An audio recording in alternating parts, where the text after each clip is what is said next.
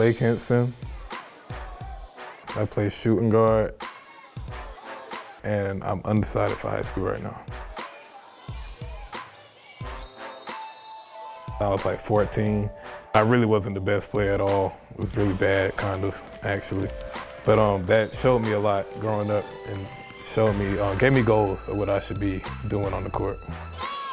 I grew up with an older brother. I played a lot of older guys, and I got bullied a lot, and I had to fight through that. At one point, me and Evan, we just called it quits on the competing with each other because it got so hard. He was a lot better.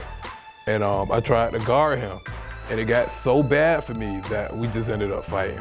And it was my fault because I was just like, why can't I guard this guy? And I just simply wasn't good enough. I had to get better.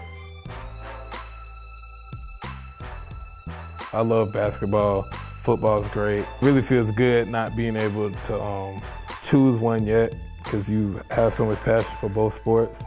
So I'm not really for sure yet. It just depends how my recruitment goes, and I just see how it goes out.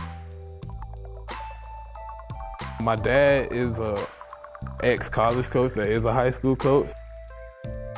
I basically did not really want to coach again. I'm finding rec centers to go to and participate. I'm helping kids out, working on their games. So I find myself being a coach, and now my boys are getting bigger, and now I find myself working with them on individual things, and they seem to enjoy it like I did. And just one thing led to another. It wasn't playing to coach them. Next thing you know, I'm here coaching at the school. They're about to be the age to come into high school, and the stars align. Now I'm coaching them. Denny's been great for Blake, and he understood how to develop him. When you see a big kid, you think, oh, he's going to be a center or a post player, and you just pigeonhole the kid, and he never gets to develop and blossom into maybe what else he could be. And Blake's dad understood that at an early age, so he let him develop. He let him do some things, you know, that might seem different or odd for a kid his size. Even though he's the biggest kid on the team, he's still going to shoot three-pointers. A lot of people think that you get some type of special treatment or something like that. He knows that an extension of what his mind is thinking is going to reflect off the court because I'm on the court with him and I'm remembering what he's saying. But no one ever sees the going home and getting yelled at for something you did in the game. It's extremely different from playing with another coach. It gets stereotyped on how I'm getting special treatment, and that's really not the truth. In my case. In some cases that might be the truth, but in my case it's not.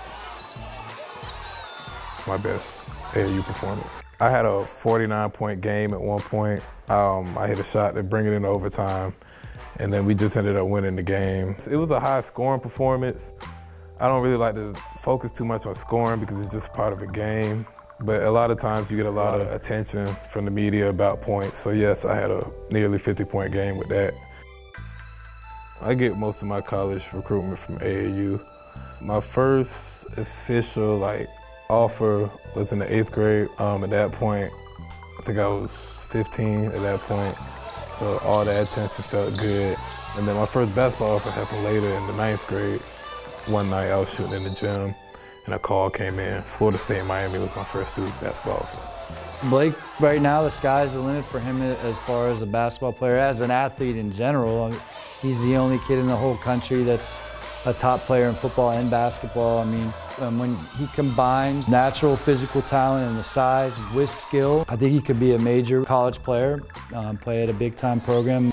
I just simply love the sport of basketball. I could sit in the gym for 5, 6, 7 hours just literally shooting or dribbling, just because that's what I want to do. Some people like to do other things with their free time, and I just like to play basketball in my free time. It's just what I love to do, and then I put a lot of passion into it.